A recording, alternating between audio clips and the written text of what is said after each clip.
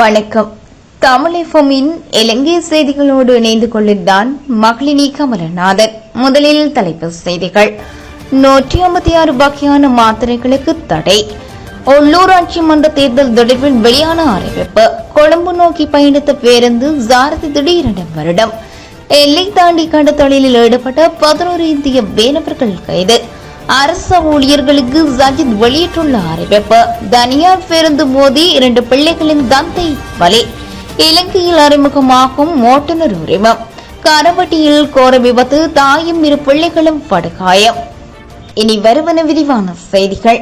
ஜனாதிபதி தேர்தலின் பின்னரே உள்ளூராட்சி மன்ற தேர்தலை நடத்த முடியும் என தேர்தல் ஆணைக்குழு அறிவித்துள்ளது. உள்ளூராட்சி மன்ற தேர்தலை துரித கதியில் நடத்துமாறு அண்மையில் உயர் நீதிமன்றம் உத்தரவிட்டுள்ளது. நீதிமன்றத்தின் இந்த தீர்ப்பு குறித்து அடுத்த வாரம் ஆணைக்குழுவில் உறுப்பினர்களுடன் கலந்துரையாட உள்ளதாக தேர்தல் ஆணைக்குழுவின் தலைவர் RML ரத்நாயக்க தெரிவித்துள்ளார். எவ்வாறேனும் ஜனாதிபதி மற்றும் உள்ளூராட்சி மன்ற தேர்தல்களை ஒரே நேரத்தில் நடத்தும் சாத்தியமில்லை என அவர் குறிப்பிட்டுள்ளார். வள பற்றாக்குறையினால் இவ்வாறு 2 தேர்தலை நடத்த முடியாது என அவர் தெரிவித்துள்ளார். அம்பாறையில் இருந்து கொழும்பு நோக்கி பயணித்த அரச பேருந்தின் சாரதி ஒருவர் திடீரென மாரடைப்பு காரணமாக உயிரிழந்துள்ளார். நேற்று இரவு 8:15 மணியளவில் சாரதி திடீரென உயிரிழந்துள்ளதாகவும் பேருந்து வீதியை விட்டு விலகி நின்றதாகவும் எங்கினியாக்களை போலீசார் தெரிவித்துள்ளனர். நேற்று இரவு 7 மணியளவில் அம்பாறை டிப்போவில் இருந்து கொழும்பு நோக்கி புறப்பட்ட பேருந்தின் சாரதி உடல்நலக்குறைவு காரணமாக எங்கினியா கலையில் பேருந்து நிறுத்திவிட்டு தனியார் வைத்தியசாலை வைத்தியரிடம் மருந்து எடுத்துக்கொண்டு கொழும்பு நோக்கி புறப்பட்டுள்ளார். சாரதியின் உடல்நிலை மோசமாக இருப்பதால் பேருந்து செலுத்தி செல்ல வேண்டாம் என வைத்தியர்கள் அறிவுறுத்திய நிலையிலும் வேறு சாரதிகள் இல்லாத காரணத்தினால் 10 மைல் தூரம் வரை பேருந்தினை செலுத்தி சென்றுள்ளார். இதன் பின்னர் திடீரென ஏற்பட்ட மாரடைப்பு காரணமாக உடனடியாக இங்கினியா கலை வைத்தியசாலைக்கு கொண்டு செல்லப்பட்ட போதிலும் அதற்குள் அவர் உயிரிழந்து விட்டதாக தெரிவிக்கப்படுகின்றது. இதன்போது பேருந்து வீதியை விட்டு விலகியதன் காரணமாக பேருந்தில் பயணம் செய்த ஒருவருக்கு மாத்திரம் லேசான காயம் ஏற்பட்டுள்ளதாகவும் விபத்து ஏற்படும் போது பேருந்தில் 40 பயணிகள் இருந்ததாகவும் பேருந்து நடத்துனர் தெரிவித்துள்ளார். எல்லை தாண்டிய கடத்தொழிலில் ஈடுபட்டதாக கூறி 11 இந்திய கடத்தொழிலாளர்களை இலங்கையின் கடற்படையினர் கைது செய்துள்ளனர்.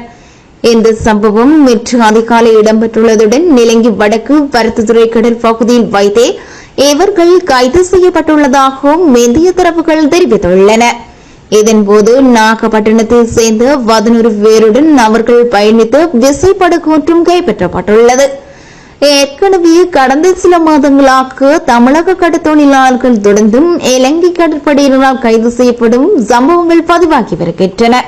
அத்துடன் அண்மை காலத்தில் இந்திய கடற்தொழிலாளர்களை கைது செய்யும் நடவடிக்கையின் போது இலங்கை கடற்படை உறுப்பினரும் 2 இந்திய கடற்தொழிலாளர்களும் பலியான சம்பவங்களும் பதிவாகியுள்ளன. நாட்டின் மொத்த சனத்தொகையில் பாதிய அளவு மக்கள் கடுமையான வறுமை மற்றும் கடும் சிரமங்களுக்கு உள்ளாகியுள்ளனர். இந்த நிலையில் இந்த அவலத்தில் இருந்து முழு நாட்டையும் விடுவிக்கும் மனிதாபிமான பணியை ஐக்கிய மக்கள் சக்தி முன்னெடுத்துள்ளதாக எதிர்க்கட்சி தலைவர் சஜித் பிரேமதாஸ் தெரிவித்துள்ளார். தற்போதைய அரசாங்கம் அரசு ஊழியர்களை நாட்டுக்கு சுமையாக கருதி வருகின்றது. சந்தர்ப்பவாதத்தின் காரணமாக திடீரென அரசு ஊழியர்களை ஏமாற்றி அதிகாரத்தை தக்க வைக்க முயல்வதாக அவர் குறிப்பிட்டுள்ளார். ஒரு காலத்தில் அரசு சேவையை நாட்டுக்கு சுமையேற்று முத்திரை குத்தியவர்கள் தற்போது மோசடியான வாக்குறுதி திட்டத்தில் ஈடுபட்டுள்ளனர். ஐக்கிய மக்கள் சக்தி பொய்யான வாக்குறுதிகளை வழங்காது அதற்கு பதிலாக உறுதியான திட்டத்தை முன்வைக்கின்றது என்று சஜித் பிரேமதாஸ் தெரிவித்துள்ளார். தமது ஆட்சியில் அரசு ஊழியர்களின் சம்பளத்தை வாழ்க்கை செலவுக்கு ஏற்ப திருத்துவதற்கான விசேட ஆணைக்குழு ஒன்று நியமிக்கப்பட்டு இந்த ஆணைக்குழுவின் பரிந்துரைகள் நடைமுறைப்படுத்தப்படும். 2025 ஜனவரி முதல் அனைத்து அரசு ஊழியர்களின் அடிப்படை சம்பளம் 24% அதிகரிக்கப்படும் என்றும் தற்போதைய குறைந்தபட்ச வாழ்க்கை செலவு கொடுப்பனவாக 17,800 ரூபாய் 25,000 உயர்த்தப்படும் என்றும் குறிப்பிட்டுள்ளார். யாழ்ப்பாணம் வடமராட்சி கரவட்டி பகுதியில் இடம்பெற்ற விபத்தில் தாயும் 2 பிள்ளைகளும் படுகாயமடைந்து வைத்தியசாலையில் அனுமதிக்கப்பட்டுள்ளனர். கரவட்டி பிரதேச செயலகத்துக்கு முன்பாக நேற்றிரவு வட்டாரக வாகனமும் மோட்டார் சைக்கிளும் மோதியதில் இந்த விபத்து இடம்பெற்றுள்ளது. இதன்போது மோட்டார் சைக்கிளில் பயணித்த தாயும் 2 பிள்ளைகளும் படுகாயமடைந்த நிலையில் யாழ்ப்பாண போதனா வைத்தியசாலையின் தீவிர சிகிச்சை பிரிவில் சேர்க்கப்பட்டுள்ளனர். இதற்கமைய விபத்து தொடர்பான மேலதிக விசாரணைகளை போலீசார் முன்னெடுத்து வருகின்றனர். ஜனாதிபதி தேர்தலில் தபால் மூல வாக்களிப்பு அத்தாட்சிப்படுத்தும் அலுவலர்களுடனான கலந்துரையாடல் யாழ்ப்பாண மாவட்ட பதில் அரசாங்க அதிபரும் தெரிவத்தாட்சி அலுவலருமான மரதலிங்கம் பிரதீபின் தலைமையில் இடம்பெற்றுள்ளது. குறித்த கலந்துரையாடலானது யாழ் மாவட்ட செயலக கேட்போர் கூட்டத்தில் நேற்றைய தினம் இடம்பெற்றுள்ளது.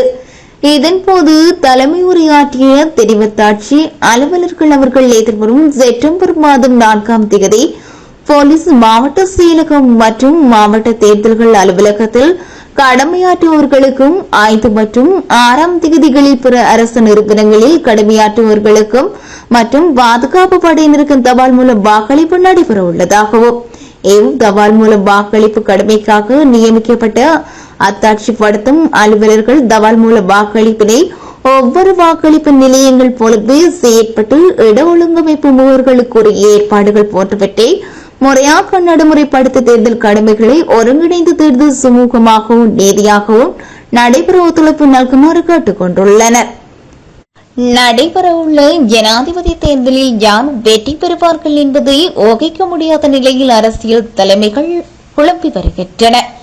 இந்நிலையில் ஜனாதிபதியை தெரிவு செய்யும் உரிமை தொடர்பில் தேர்தல் ஆணையாளர் நாயகம் சமன் ஸ்ரீ ரத்நாயகம் முக்கிய தகவலை வெளியிட்டுள்ளார். நடைபெறவுள்ள ஜனாதிபதி தேர்தலில் போட்டியிடும் வேட்பாளர்களில் எவராலும் 50% அதிகமான பெரும்பான்மை பெற முடியாவிட்டால் 2வது விருப்ப வாக்கின் அடிப்படையில் ஜனாதிபதி தெரிவு செய்யப்படுவார்கள் என ஆணையாளர் தெரிவித்துள்ளார்.